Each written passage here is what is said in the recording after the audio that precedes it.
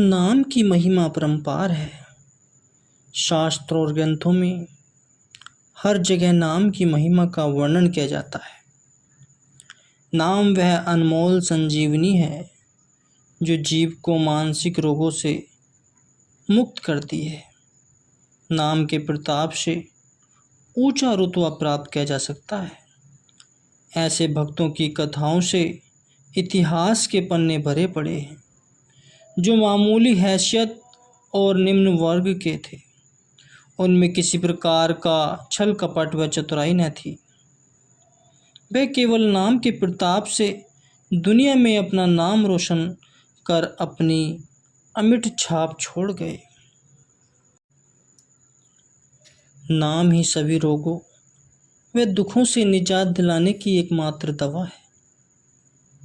नाम की कमाई और नाम के प्रताप से कितने ही जीवों ने सतगति पाई और कितने ही नीच मलिन व अधम पापियों ने सर्वोत्तम पद को पाया। नाम के प्रताप से ही शिवाजी महाराज जी ने अविनाशी पद को पाया। नारद मुनि, शुकदेव मुनि और बाल ऋषि शनक, सनकानंद, सनातन, सनत कुमार और अन्य सिद्ध साधक योगी मुनि तपस्वी आदि ने नाम के प्रताप से ही ब्रह्म सुख की प्राप्ति की। ऐसे ही भक्त ध्रुव को अपनी सौतेली माँ के कटु वचन सुनकर मन में जब क्षोभ उत्पन्न हुआ, तब उसने संत शरण में जाकर नाम का आश्रय लिया और नाम के प्रताप से ही वह अविचल सुख और स्थान प्राप्त किया जो संसार में सबसे ऊंचा और अचल धाम माना जाता है। भक्त ध्रुव की कथा इस प्रकार है। भक्त ध्रुव राजा उत्तानपाद का बेटा था। राजा उत्तानपाद की दो रानियां थीं। एक का नाम सुनीति और दूसरी का नाम कुरुचि था। भक्त ध्रुव अपनी सुनीति का बेटा था और रानी सुरुचि के बेटे का नाम उत्तम था। राजा उत्तानपाद का झुकाव छोटी रानी सुरुचि की तरफ अधिक था। एक दिन ध्रुव बाहर से खेलकर महल में आया और आकर अपने पिता की गोद में बैठ गया। उसी समय राजकुमार उत्तम की माँ रानी सुरुचि उत्तम को लेकर वहां पहुंची। सौतेली माँ होने के कारण सुरुचि ध्रुव को पिता की गोद में बैठा देखकर सहन न कर पाई और वह ध्रुव को जबरन राजा की गोद में से उतार कर बोली, जाओ, तुम उस अभागिनी सुनीति के पुत्र हो, इसलिए इस गोद में बैठने के हकदार नहीं हो। इस गोद में बैठने के लिए तुम्हें मेरी कोख से जन्म लेना होगा। यह गोद मेरे पुत्र उत्तम के लिए है। तुम्हारा इस गोद और राज सिंहासन पर कोई अधिकार नहीं, इसलिए तुम यहाँ से चले जाओ।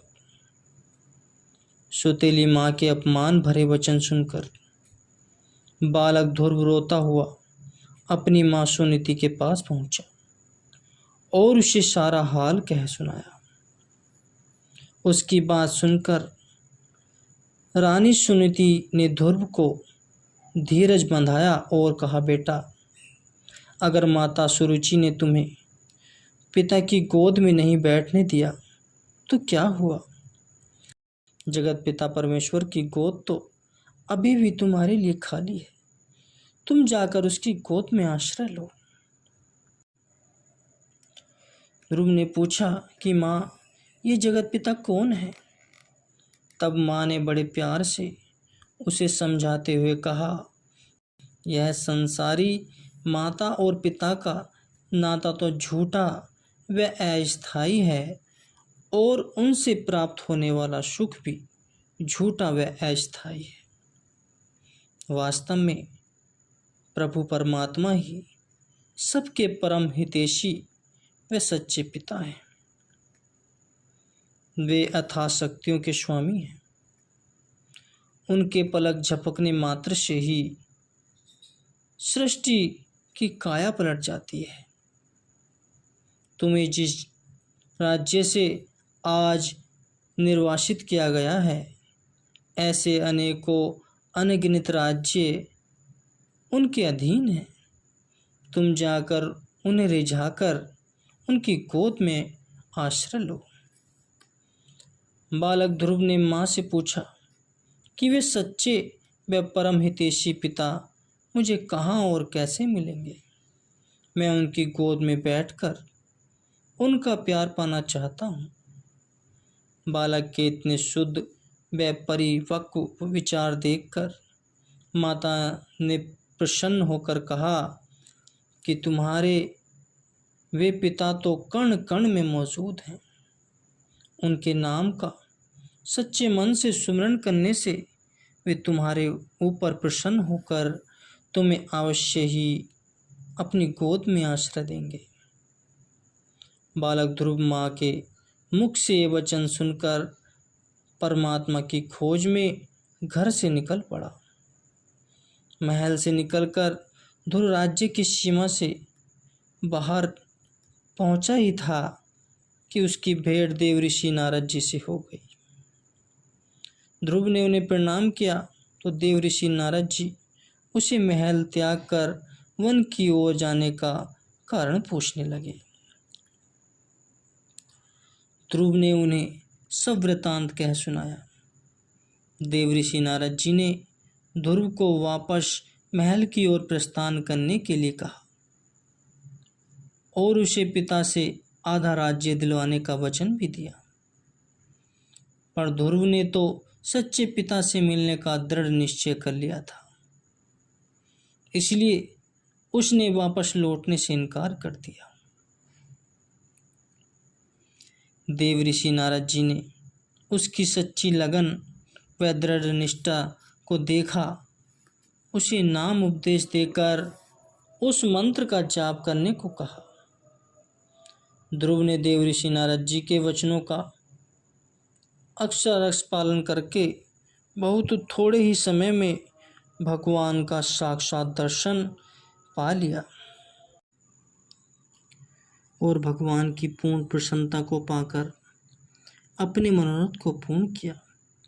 भगवान ने ध्रुव को न केवल उसका राज्य ही दिया, अपितु उसे ऐसा ऊंचा व अचल स्थान प्रदान किया जो ऋषियों मुनियों को भी दुर्लभ है। इसी प्रकार भक्त शिरोमणि हनुमान जी ने राम नाम को अपने हृदय में बसाकर भगवान श्री रामचंद्र जी की प्रसन्नता पाकर उन्हें अपने वश में कर लिया था।